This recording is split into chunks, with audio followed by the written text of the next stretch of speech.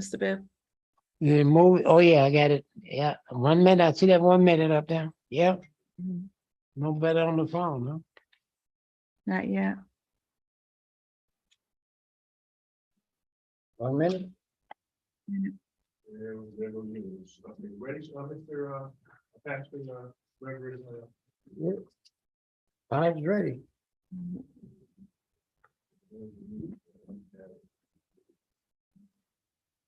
Did you see that? We're gonna do this.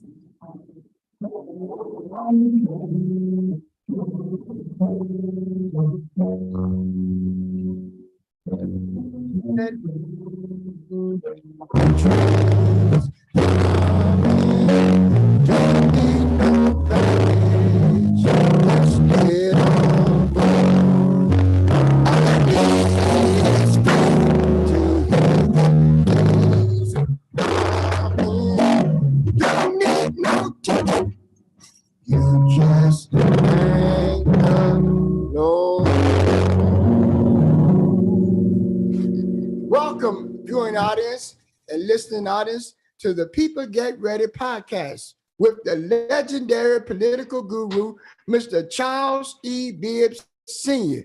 And we have some hot breaking news for you today. I want you all to get ready. People get ready, because People Get Ready podcast has some great news, and we have the political guru himself who will bring to you our host and our guest for today's program. And we have some great news, and we want to inform you and empower you on today.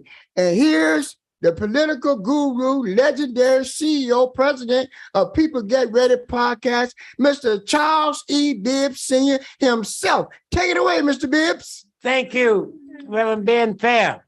Yes, You're sir. awesome as usual. Yes, sir. And we're making a big move today. Mm-hmm. We had to bring Miss Candace Jones in and tell us about this free giveaway we have today. Yes. Would you bring us up to date, Miss Candace Jones? Okay, thank you, Mr. Bibb, and good evening, listening audience or viewing audience.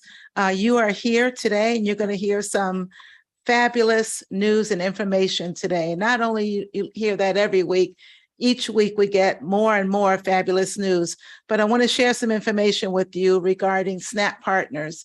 You've heard me over the past several months talk about SNAP Partners and SNAP Delivered, Yes. and the business opportunity that's there. How many times can you start your own business for free? With SNAP Partners, you can start and build your business for free.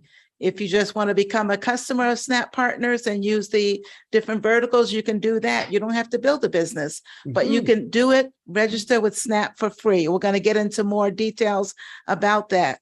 But SNAP Partners, the whole goal of the business is to make verticals that are valuable for not only for the business, but for the community in general. So I'm going to get in a little more detail about those as the program goes along. But I do want you to keep in mind free. What does free mean? Free means free. And I'll talk a little bit more about that later. Thank you. Thank you, Mr. Bibb. All right. And I want the audience to be aware Miss Candace is going to have an offer for you that you really can't refuse on this free today, because this is the first time ever we had free, Reverend Ben Fair, Yes, sir. for the energy and electricity that our company will be sharing, and you can get in it, and it'll cost you 1 penny, and you can start making money as soon as you're in free. All right.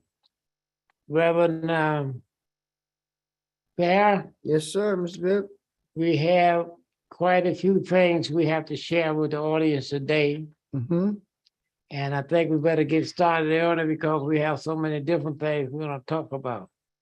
So we'll bring you up to introduce your first one for tonight. All right. The first one we have, Mr. Bibb, is coming all the way from downtown Cleveland, the voter Cuyahoga County Board of Election, where we have the Mr. Henry F. Curtis, the chairman, and Mr. Davis Chappelle, the board member, and Terrence M. McCafferty, board member, and Lisa M. Stickens, board member. And the agenda for the board meeting which happened on May the 10th, is the determination of the validity of provision ballots and authorization of court provisional ballots from May the 2nd election, 2023 primary election. Now, the challenge is this, Mr. Bibbs, the challenge of voter residency filed by Eric Brewer against Brandon King. The challenge of voter residency filed by Eric Brewer against Stephanie Marie McCarroll King. The challenge of residency filed by Eric Brewer against Norma King. The challenge of voter residency filed by Brewer against Cecil King Jr. And the final one is the challenge of voter residency filed by Eric Brewer against Norma King. So Mr. Eric Brewer is challenging the voter residency file against these individuals who say that they live in the city of East Cleveland. And we know that today they were supposed to have more evidence or any extra evidence presented to the Board of Elections today. And on May the 23rd will be the next hearing for this to take place, Mr. Bibb. Very good, very good. And that's next Tuesday, the 23rd. Next Tuesday, May the And 23rd. for those who don't know who Brandon King is, tell us who Brandon King is. Brandon King is the current mayor of East Cleveland. Thank you, thank you. All right, that's gonna be, and do you know what position Eric Brewer holds in the city of East Cleveland? Eric Brewer is the secretary of the board of, he's the board secretary of the board of council. Yeah, he's the clerk of council, city of Clerk of East council. Cleveland. Yes, clerk All of right. council. So the clerk of council is challenging the mayor on residency. That's gonna be quite the second round coming up next week. Very good. At the Board of Elections, we're gonna have Ms. Candace Jones to tell us something. We're gonna have 'em in the middle of the summer. Right. So some of you may have heard what's going on. But let me backtrack a little bit. How many of you remember about House Bill 458 that was passed, and the beginning of this year, there was some new changes to the voting laws. As one of those changes that went on, also, the Republicans last year decided in December to eliminate the August special election. So that was voted upon. That came about when those voting law changes came about. Well, Senate Bill 92 came about in May and was voted to pass also. Senate Bill 92 says, let's put those August elections back in place. So now, less than half a year after proclaiming that August elections are too expensive for the turnout that they attract, the Senate Republicans majority expanded the use of the special election this year, and a special election statewide will cost about $20 million. So it was voted upon that there will be a special election on August 8th, 2023. The issue that will be on that ballot is an issue that will change if there's a amendment to a constitutional amendment that a citizens group wants to put forward to go on the ballot. Right now, it has to have a 50% plus one majority vote in order for it to pass. Well, the Republicans want to put on that August 8th ballot an issue so that now the amendments will require a 60% vote in order for those issues to pass. So they want that to go on the August 8th ballot. For those of you who are not aware, also there's an initiative going out. Signatures are being taken for the reproductive rights issue that they're trying to get on the ballot in November. If that issue passes in August to make it the amendments 60%, that will take place immediately, which means that issue that goes in the ballot in November will require a 60% of the supermajority of the vote in order for it to pass. So this is just another way to discourage and try to not have that issue pass. Along with the, so it was Senate Joint Resolution 2 and House Joint Resolution 1. The House Joint Resolution 1 was passed on May 10th by the House Republicans to have that go forward as well. So the governor has to sign it, first of all, in order for it to move forward. Then the committee to come up with the language for the ballot has to meet and approve that as well.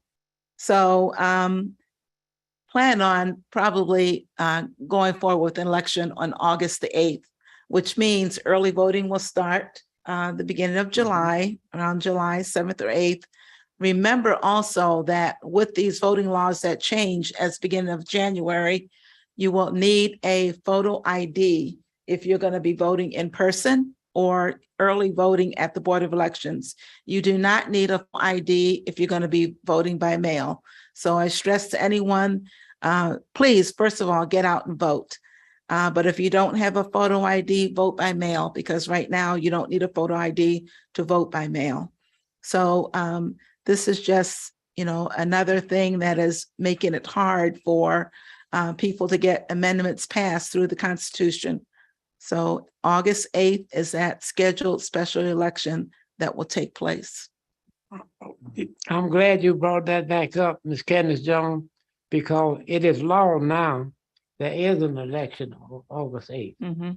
And Reverend Fair will be coming up next to tell you what has happened since the General Assembly passed the law that we will have an election on August 8th for the supermajority if it gets on the ballot for November. Okay. One other thing, Ms. What is the voting deadline? Get ready to vote for August 8th. Do you have that? I don't have the exact date, but before we get to the next part of this, I'll look it up and see. So the special election is August 8th. It's usually 30 days before that when voter registration ends. And the next day is when the in-person voting starts. But I'll look that specific date up. And the reason I asked that question, Reverend Fair, because it's going to be a real low turnout. Yeah. So you need to get everybody we can find registered to vote. So to try to overcome this, it's going to be very, very difficult. But we have to push hard. Mm-hmm. All right, Reverend Fair, Yes, sir. you have some information for us. Yes, Share sir. that information with us. All right. We have a little bit of opposition to the report that Ms. Candace Jones gave. And I'll begin by saying the opponents filed a lawsuit to block the 60% constitutional amendment proposal, says the GOP lawmakers illegally set August election.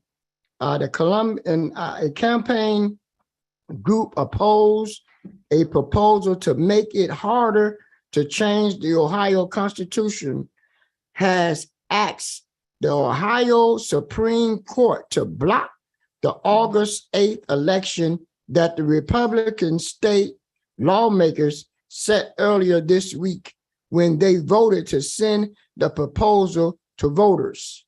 The lawsuit from the one person, one vote filed Friday on the Ohio Supreme Court says that Ohio can't legally hold statewide elections in August since the Republicans state lawmakers voted in December to end the August special elections. It asked the court, which is controlled by Republicans 4-3, to fast track the case. Republican state lawmakers voted on Wednesday to ask voters to approve what's called the Senate Joint Resolution 2, which would require proposed amendments to the Ohio Constitution to get a 60% supermajority in a statewide vote to pass, compared to the current 50% majority standard that's been in place for more than a century. Steve Steinglass, a retired Cleveland State University law professor and expert on Ohio Constitution, in an interview called the lawsuit a very strong case. He said the concept that the lawmakers can't use resolution to pass the law changed dates back to 1897. I think this is an effort to invade the particular bedrock principle of Ohio law, Steinglass said.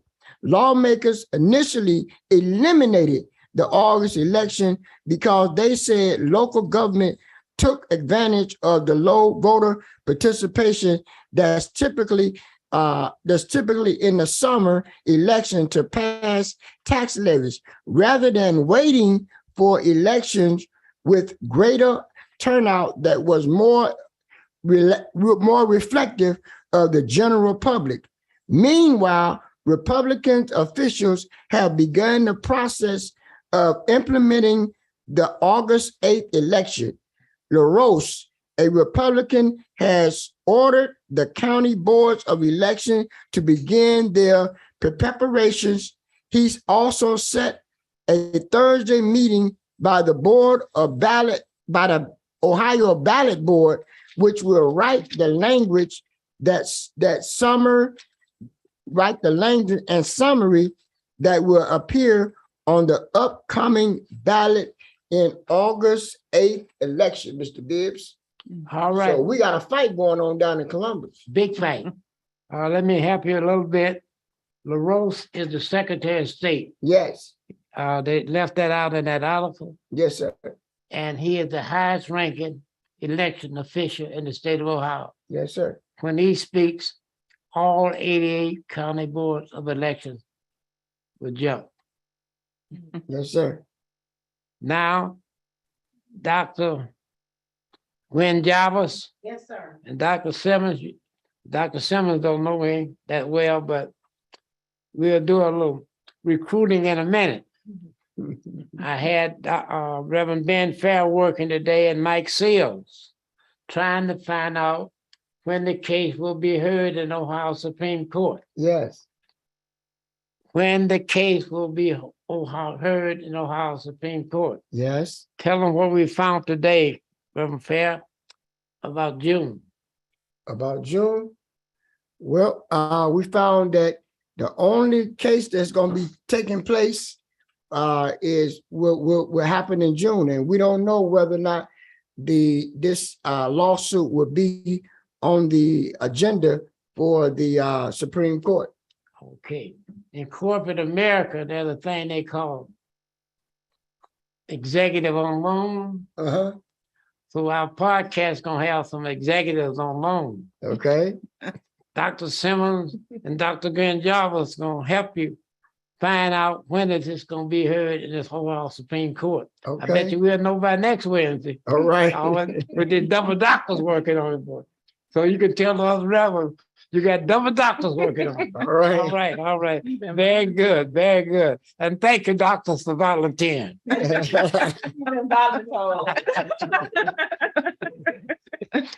The engineer had to laugh at that one.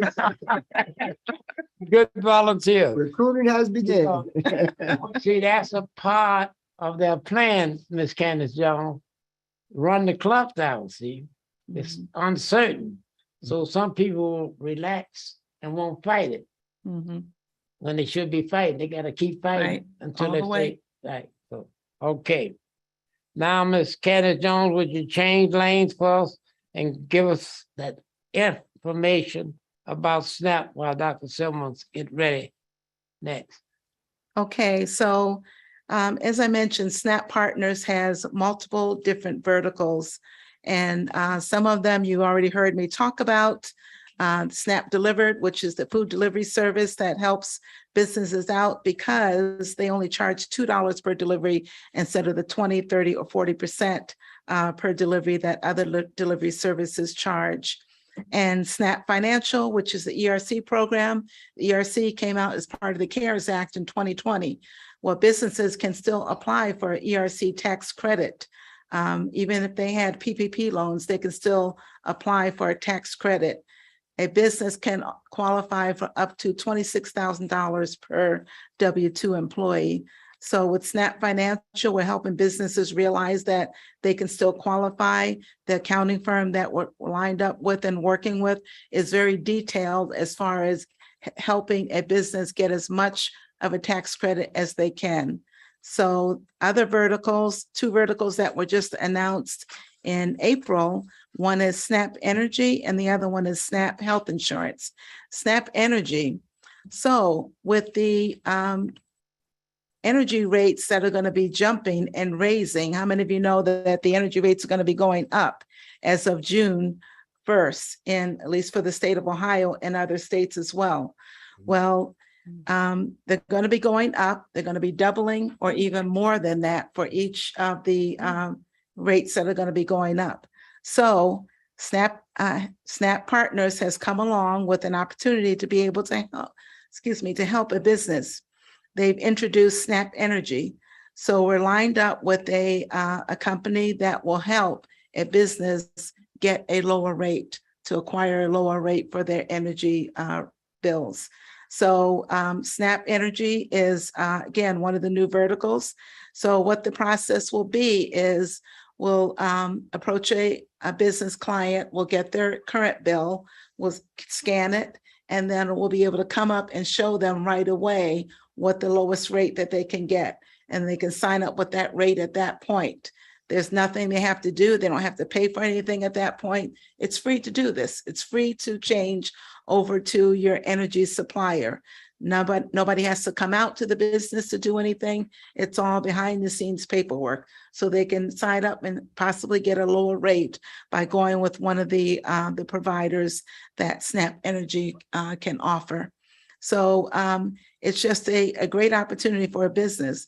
And let me just give you some examples of some of the rates that are going to be going up. The illuminating company rates are jumping from averaging 5.90 to 12.4 cents per kilowatt hours. That on channel 19, I'd like to fill out the chair. Right. Ohio Edison is jumping from 5.87 to 12.39 per kilowatt hours. That's 110% increase. So the increase on these rates are going up. And for a commercial business that uses a lot of energy, more than a normal residential person does, their rates are going to be, their bills are going to be high. So this is the opportunity for Snap to come in and help businesses out. From the beginning, when Snap first started with the delivery service, their goal was to come out with other verticals to be able to help not only businesses, but the communities. So a lot of people have gone out and got ERC customers. So what do you think a business is going to do? You've already helped them out with the ERC and they're getting money back from that. You're going to now approach them and tell them, I have a way to help you out with your energy bills too. And they're going to go through the process and help you out as well. Even for those businesses that maybe did not qualify for ERC tax credit, you can help them out with their energy bills. So there's so many ways to help a business out. Also, if there's a business that maybe doesn't offer, I'm sorry, that was talking about health insurance. But this is another way to help a business out.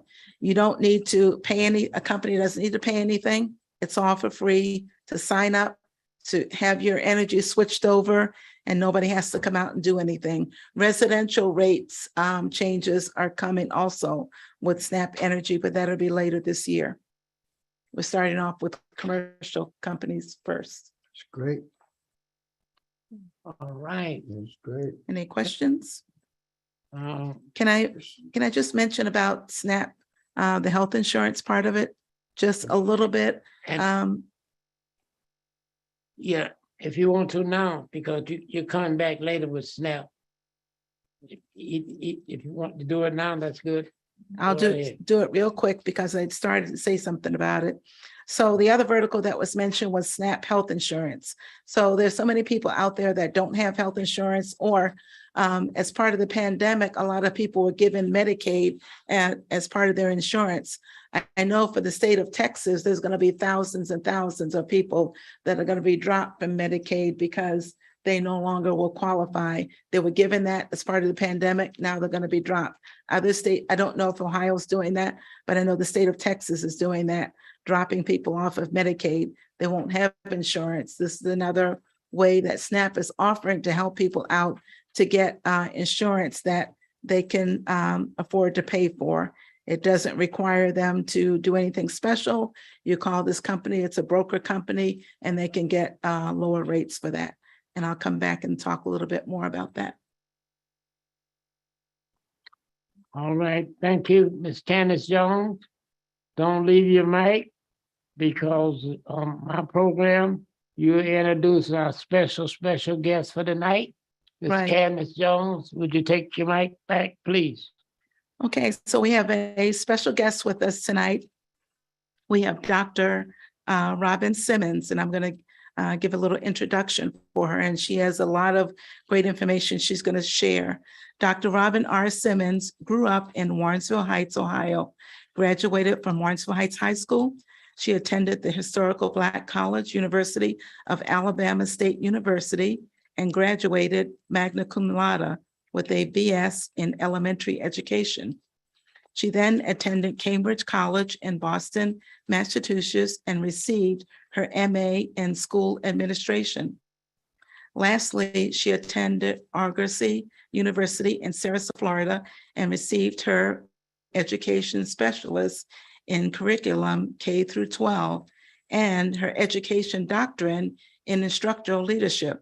Dr. Simmons has been in education for 24 years. She currently lives in Bedford, Ohio, and is an assistant principal in the Cleveland Metropolitan School District. She is also an executive director and founder of a nonprofit, Raising Our Kids, Inc., and president of Metropolitan School Alliance for Black School Educators. In her spare time, which I don't know where she finds it, which is rare, she loves spending time with her granddaughter, reading spiritual and self-help literature, enjoying listening to live music, and eating good meals. And without further ado, I'd like to introduce and turn it over to our special guest today, Dr. Robin Simmons. Thank you for joining us today. Thank you so much. I'm delighted to be here. This was so great information, and I need to get on that snap and I have homework to next Wednesday. I have homework. But I am here because I am the president of Metropolitan Cleveland Alliance of Black School Educators. We have been in existence for 41 years in Cleveland. We do feed into the Ohio Alliance. We have at least 10 alliances around the state of Ohio.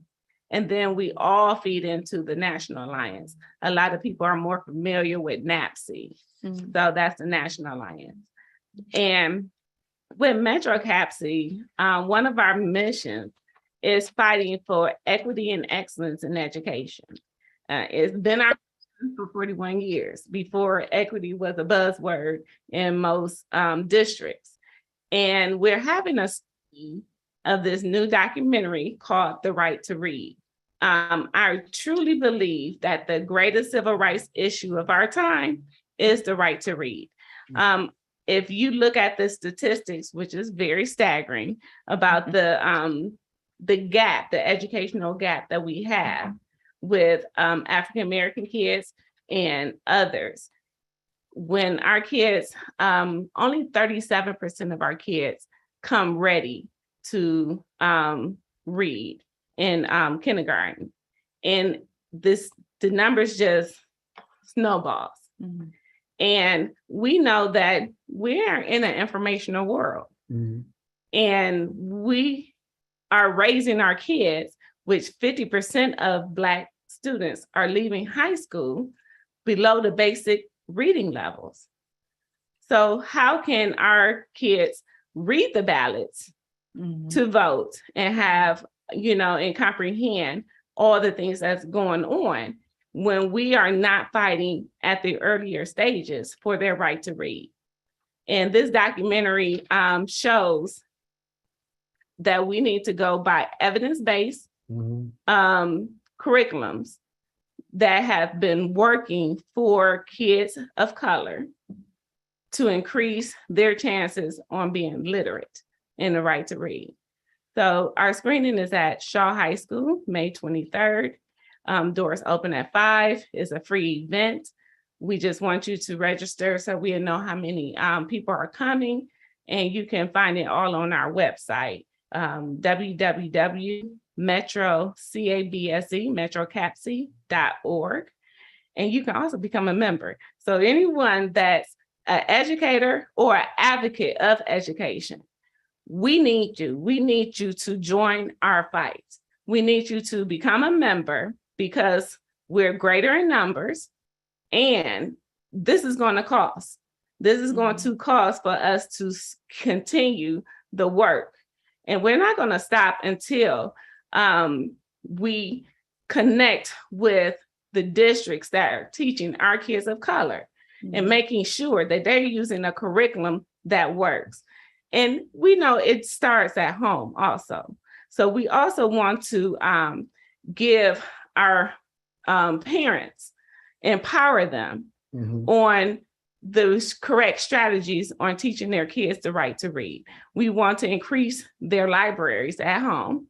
I was just talking to someone from Imaginary Library, and we're going to connect also literacy, Seeds of Literacy, and all the other organizations, all the like-minded organizations. We are going to work together because in unity, that's how we can battle this. We cannot battle it in isolation. Right. So we have the NAACP of Cleveland, the Urban League, the Fathers Initiative, and the Greater Cleveland Urban Film Festival, GCUF. We are all partnered together to show this screening. And we're going to show it this May, and then GCUF is going to show it during their Urban Film Festival in September. Do you have any questions? Are you going to be there? We want you to be there. We want you to be there front and center.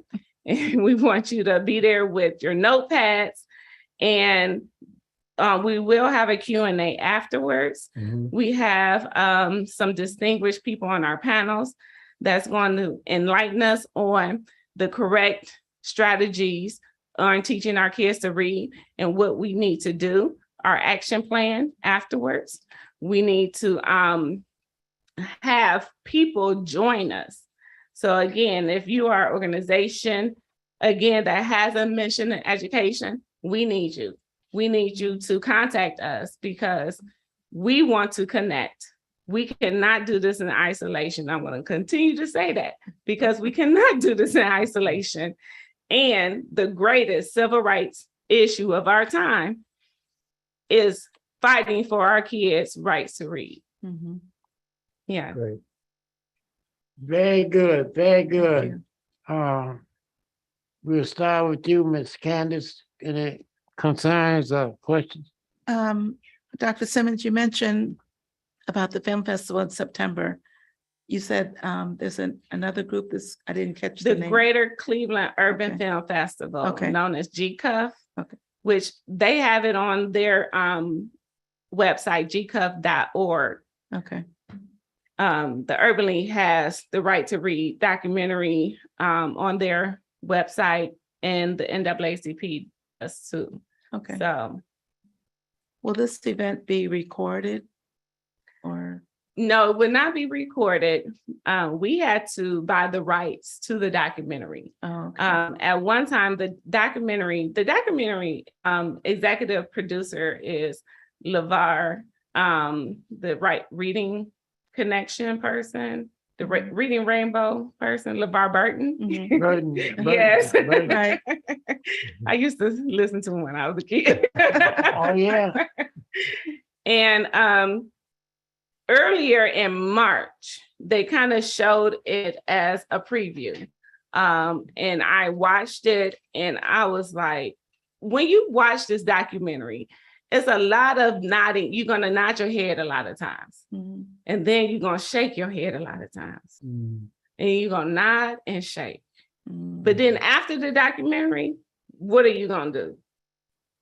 We need to get up and move. Right. Mhm. We need to make some calls. We need to let our voices be heard. And we need to put the pen to the paper. Right. We need to do some action.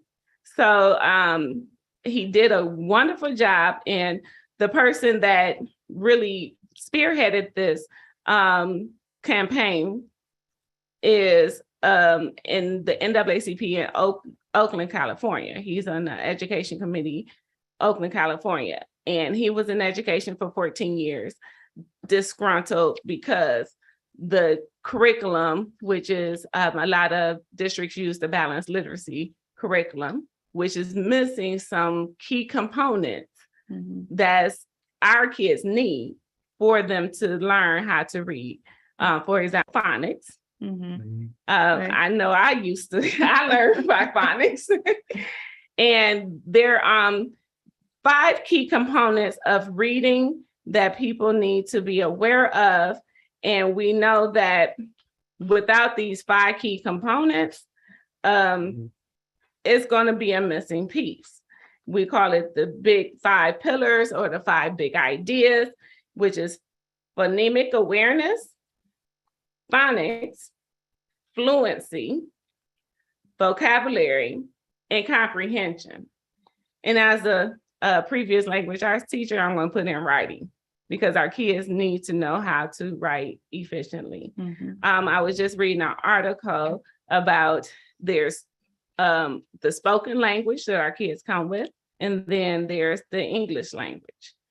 So therefore, when our kids come with certain spoken language, they're coming with the skills, but they have to learn just like a foreign language that you and I have to learn. If we learn in Spanish or French, they have to learn the English language in its Mhm. correct form and everything. And sometimes that get miscued as the kid is deficient. Mhm. That's why we have a high population of our kids being tested in special ed, especially our Black boys. And then therefore they're in the system and it perpetuates. And then they can't get out of it. And I always look at the self-efficacy of a child. How does it affect them inside? You and I can walk around with so many deficiencies, but no one by our appearance would notice it. Right. But we have those mental barriers Mhm. within us. So it affects the careers that you would choose. You know, it would affect your socioeconomic status. And so therefore, we're getting into this system that it just continues generational. And we're trying to break that generational gap, those generational curses, that generational circle. All right, very good. We're gonna go for a commercial break and we're gonna come back to you. Okay. We're gonna go to Detroit, Michigan and pick up Mr. James Panicus. He had another appointment. Mr. James Panicus, are you there? Yes, I am. Can you hear me, Mr. Bibb? Yes, I'm just checking the clock. We better bring you up now because I know you got another appointment. Will you bring us about the hot news you have on the 23rd and that you and your group will be here in Cleveland on the 23rd? You Oh, go yeah. right ahead, Mr. Detroit, Michigan. I want to thank you, Mr. Bibb, for allowing me to be on here. But I'll tell you this, we are excited. We got some great things happening.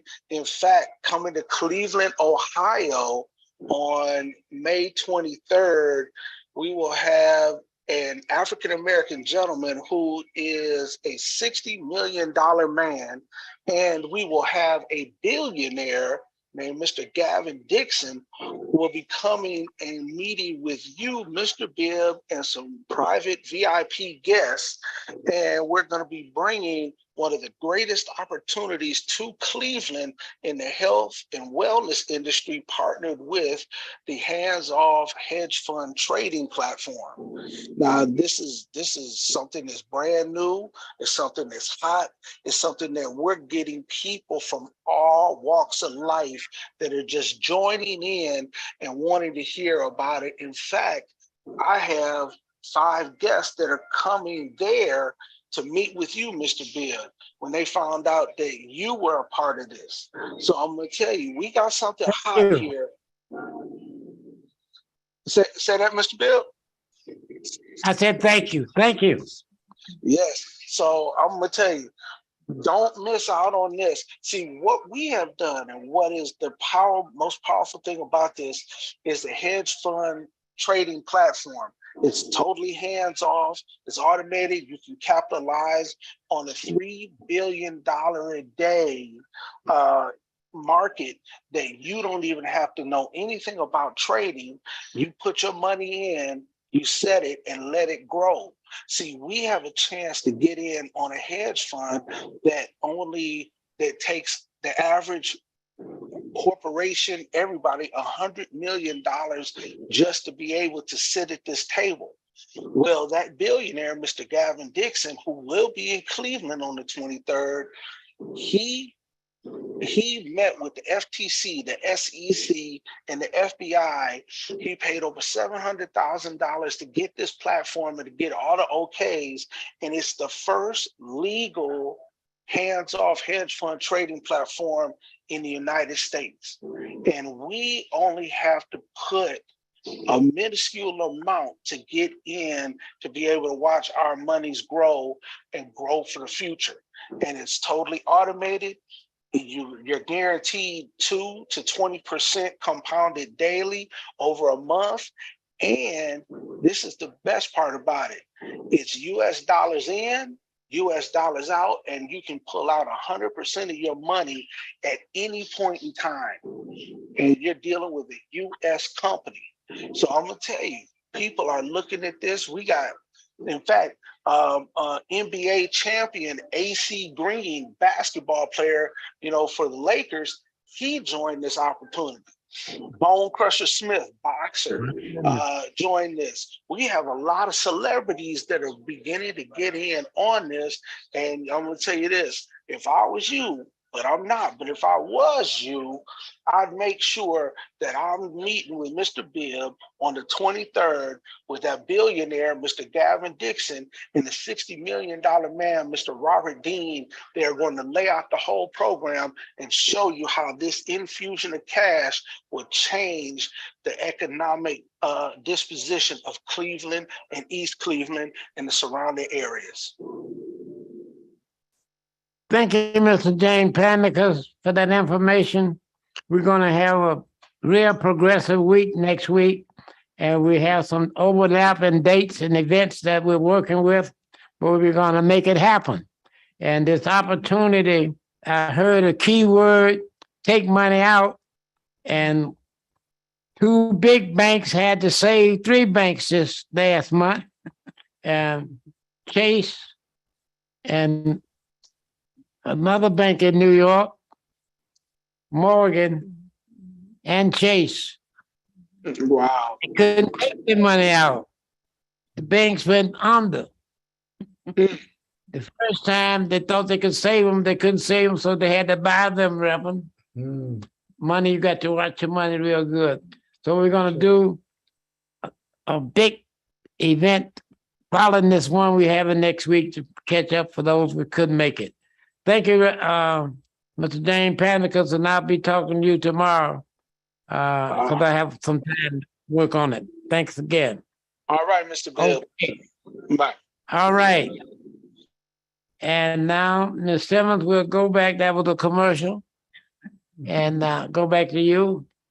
Did you have Fair, you have anything? Yeah, I did have a couple of questions. One of the questions was, I understand, Ms. Simmons, that you were saying that your goal was to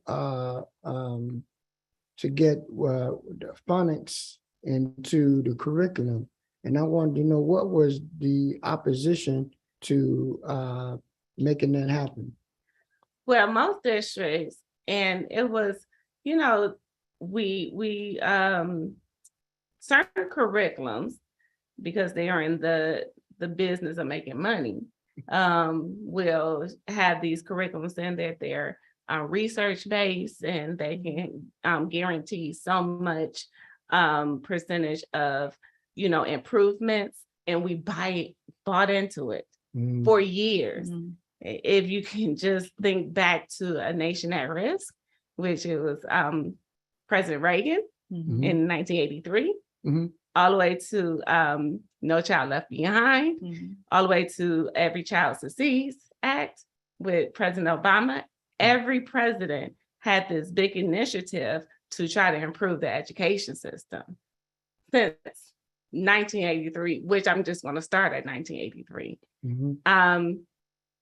How has that been working for us? Mm. Mhm. How has that been working for us from Mhm. year to year? Mm. And this is a crisis. This is an Right. educational crisis. Mhm. And so therefore, we need to do a FUBU for us by us Mhm. type of thing, because we're waiting for someone else to tell us how to teach our kids when we know what works for our kids. So balanced literacy was the preferred type of curriculum that the curriculum makers were designing their literacy product. Now we find out something called the science of reading, which is not a new term. It's not a new type of curriculum. It just wasn't the most popular. But my mother always say, the majority not always right in everything. So therefore, we want to charge our school districts to look at the science of reading and to put that phonics back in, just like they took out cursive writing. I know. Yeah, right. I taught cursive writing, and I can remember I was calling in the principal's office because I was teaching cursive writing. Mm. And she said it wasn't going to be on the test, so therefore I got to stop teaching cursive writing. I said, well, how are they going to sign their names? Right. Mhm. So even though it wasn't popular at the time, didn't make it right. Now we have adults that cannot read cursive. Right. You know, one of the graduation gifts I give to my family members is the book, Oh, the Places You Go. And then I write something very sentimental in it. Mhm. And my nephew graduated from a wonderful school district. And he looked at it and he was like, oh, cursive. He couldn't read it.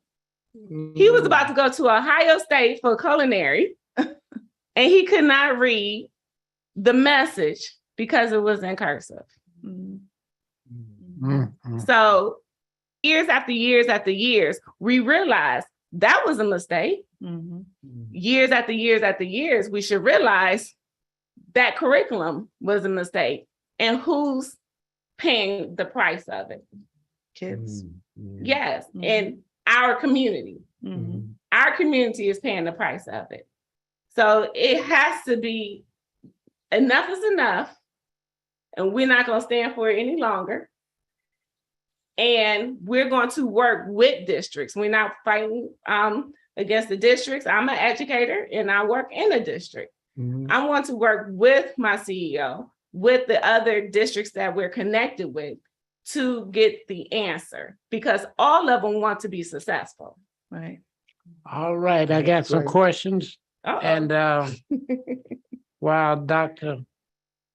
Jarvis comes around and takes Reverend seat, I'll just run them down real fast for you. All right. Give me some of the cities that your alliance is in Ohio. We're in Cincinnati, we're in Columbus, Youngstown, Akron, Canton, Lorraine,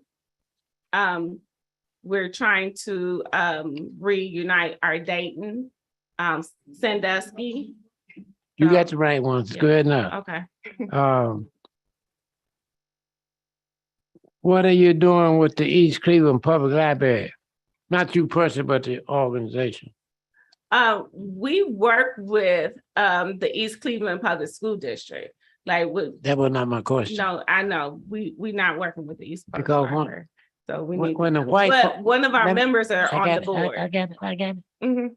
When I moved to East Cleveland, it was majority white. And the East Cleveland school bus used to be up at the library every day. I wonder what they were doing up there. You got me? Yeah. I'll be talking to the director. I Yeah. talked to them 3 years ago, your CEO and the director at a Martin Luther King affair, Starlight Baptist Church. And I talked to them about working together. I'm gonna talk to them a little heavier this time. Yeah. Thank Okay. you, sir. You use the words distinguished panel. Do you have to be able to tell us who some of the panel people gonna be on your panel? Yes, we have Dr. Tatiana Wells. She works in the That's good. Just call the name. okay, Dr. Tatiana Wells. We have Dr. Stewart, and we have Mr. Pettigrew, Dr. Pettigrew My on man. the we had Jackie Dietrich. She worked for the Education Service Center. Very good, very good. The podcast, Bibb, video, podcast, people get ready. They're gonna get a membership, so we'll get that together. So we coming in to shake it up. All right. Okay. Now, you name 2 civil rights groups, national civil rights groups are apart. Why the other 2 are not apart? So that's gonna be my first job to write them and say, what's wrong? Right. And it may not be their fault. We wanted to keep just a small group, but we want to join others as this documentary. No, sir. Listen to me, Doc. Mhm. You know, there are 4 civil rights, national groups, right? What are they? Tell her, Dr. 4. John. If you don't The know, I'll SC tell you. The SCLC, the Southern Christian Leadership, Uh-huh. and of course, the National Council of Negro Women. No, they're not. Yeah, It's we just are 4. national. Yeah. Yes, Here they are. we have, Yeah, I'm with you. I'm with you. we're the first ones. I'm with you. I'm with you. Okay. I was there when Oprah and Don King gave them all the money to buy the building. You got me? You got me? Okay. SCLC Mhm. and National Action Network. Cause I'm gonna write them, ask why we doing all this work without y'all helping us. Okay. And now I'm gonna ask your group the same thing. Why they not helping us? Well, No. You gonna get your All question. right. Okay. Because you need all of these people. Yes, we do. See, where you working right now? Tell this group how many families are single household. I don't know. 80%. Mm. You know what that means now? Mhm. Ain't no man in the house. Right. And if ain't no man in the house, Yeah. you get it? A lot of my grandparents raising children. Yeah. See, those who believe in the Christian faith understand Mhm. what the Lord said about the man, right? So, Mhm. and once you get behind, it's harder and harder to catch up. That's why we need everybody working on this, Yeah. because the gap is getting wider. The educational gap is getting wider and wider. And what they're doing to the kids in the school, generation after generation. You with me, Doc? Because that's your PhD. Right. So when I say we're gonna be a member, working member, we working on the one for to be and got big balls and big dinners, and all that to make things happen. But they're going to sleep on us. So we got to wake them up. All right. This is what I do. Been doing it a long time. All right. All right. What my time look like? Oh, is this? We want you to come back to Wednesday after your event. All right, Doc, I guess ask a question. Well, my question is, even though Mr. Bibb said, I have to say this, but before all of those was the National Council of Negro Women, because that's what we do, health, education, and welfare Yeah. before, and Nan came out of NCNW. Got it. It's a group of member of Yeah. your group? Yes. Yeah, There it is. Yeah. yeah. All right. But I don't, other than that, I don't have any Question. question. I think it's a good thing. I think it's a good opportunity. And I know some people who are a part of. Since you don't have a question, I ask one for you. Okay. Doc has asked you, how do we get the other civil rights groups involved? Not now, but we're gonna work on that. That's our first project we're gonna work on the Wednesday after next Wednesday. All right, Doc? Yes, Yeah. sir. Thank you, everybody. Miss Sharon Pittman, Yes. get here quick. Oh, I didn't know you was in. I'm acting like you on the phone. She didn't say in the house, it said call. Doc, I can still read. I'm calling you know, come on over. Come on and take Doc's seat. You all right over there, dear? No, you stay there, Doc. No, you can stay there. Me? Okay. Yeah. Dr. Jarvis can take. Okay. You gotta specify which doc you Yeah, mean. right, I forget. I got doc. When I finish, we're gonna have docs all over the place. Right. So, hello, Tell everyone. her what she gonna speak about, Miss Candace. Sharon, you're gonna bring us up to date on the Juneteenth extravaganza weekend. I sure will. So I'm asking everyone out there listening and watching to save the weekend for the Bibb video podcast. People get ready, Juneteenth extravaganza weekend. This will start on Saturday, June 17th, Sunday, June 18th, and Monday, June 19th, the third annual Juneteenth national holiday. On Saturday, June 17th, the Bibb Video Podcast, People Get Ready, East Cleveland Community Day celebration will be kicking off at 1:30 p.m. to 4:30 p.m. at the East Cleveland Public Library, located at 14101 Euclid Avenue in East Cleveland, Ohio, 44112. With the keynote speaker being Mr. Peter Lawson Jones. He's an actor, a statesman, former Cuyahoga County's commissioner, former state representative, former Shaker Heights city councilman, and he's an attorney at law. He is an exceptional orator, and I know he's going to give a very, very good speech.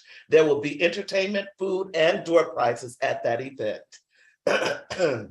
Excuse me, on Sunday, June 18th, the Bibb Video Podcast, People Get Ready, Father's Day, Juneteenth dinner from 5 p.m. until 8 p.m. at Christie's Restaurant and Event Center, located at 434 East 200th Street, Euclid, Ohio, 44119. Music will be by the Silver Fox, and there will be dancing. For ticket information, contact Mr. Charles E. Bibb Sr. at 216-681-1469 at his office, or on his mobile device at 216-659-4619. Or you can contact me, Sharon Pappas Penman, the event planner, at 216-379-8911. Don't forget about Monday, June 19th, Mr. Bibb. We want everyone to join us for the third annual Juneteenth national holiday, and the Bibb Video Podcast, People Get Ready celebration will be held at the 12 o'clock p.m. at Starlight Baptist Church with Reverend Anthony L. Small Sr. as pastor. That is located at 14516 Euclid Avenue, East Cleveland, Ohio, 44112. The program keynote speaker will be announced, and the program will be followed by our first annual Bibb Video Podcast. People get ready parade. We will commence down Euclid Avenue to McDonald's from the church. And that McDonald's is located at 13705 Euclid Avenue in East Cleveland, located at the corner of Euclid and Eddy Road. Join Billy Sharp, the franchise area manager for McDonald's, as he assists in giving away over $50,000 in PPE supplies to East Cleveland residents. That's a weekend extravaganza, Mr. Bibb. Thank you. We got a half a minute left. Tell us about your Juneteenth. Our Juneteenth is Monday, June 19th at John F. Kennedy High School. We are giving away awards from 9th and 12th graders from 11 surrounding districts. And last year we gave away, it was at the African American Culture Gardens, and we gave away over 200 awards, and we're trying to double it this year. Great. Very good, very good. What date is that you're doing it? June 19th. You're doing That's it the on the day, the Monday. national holiday. Great. Put that national in front of That's it. how you're supposed to celebrate